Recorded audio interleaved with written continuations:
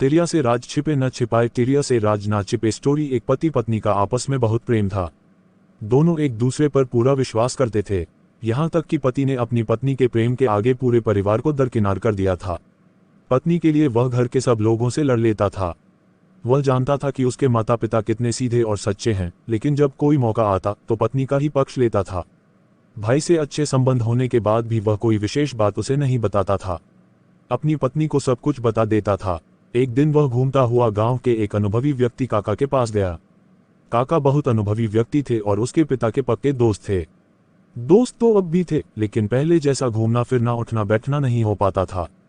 काका को अपनी राजी खुशी बताते समय अपनी पत्नी के बारे में अधिक बोलता था, उसकी प्रशंसा करता रहा था।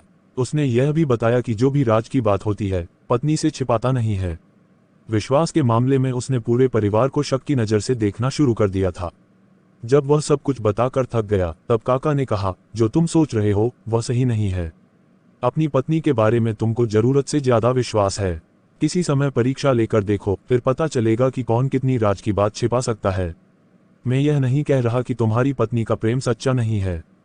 कभी कभी सच्चा प्रेम करने वाला नासमझी में अपने प्रिय का हित करने के चक्कर में हित कर बैठता है।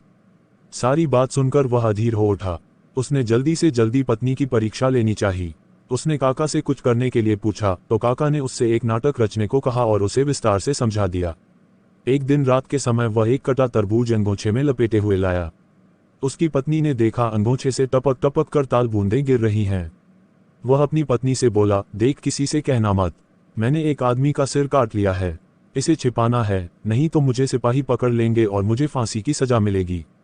उसने अपनी पत्नी से एक फावड़ा मंगवाया और घर के बाएं ओर थोड़ा चलकर एक पेड़ के नीचे उस अंगोछे में लिपटे तरबूज को रख दिया।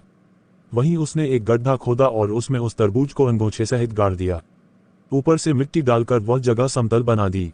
उसकी पत्नी इस घटना से बेचैन हो उठी। अपने पति से कुछ नहीं कहती थी, बल्कि अंदर ही अंदर घुटन महसूस कर रही थी। उसे एक दुख सा महसूस होता था। अब वह मन में रखे इस बोझ से हल्का होना चाहती थी।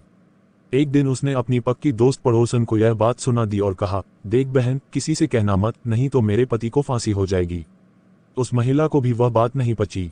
उसने अपनी पक्की दोस्त पड़ोसन महिला को यह घटना सुनाई और कहा, देख बहन, किसी से कहना मत, नहीं तो उसके पति को फांसी हो जाएगी।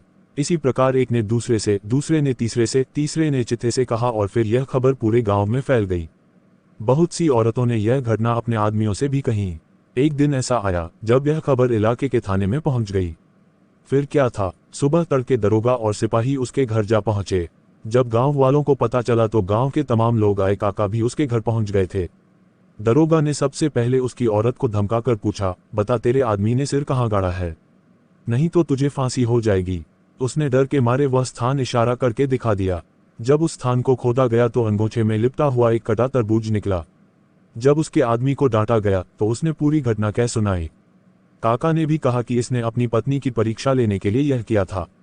सब लोग चले गए, दरोगा भी चला गया। वह अपने पति के आगे पानी पानी हो गई।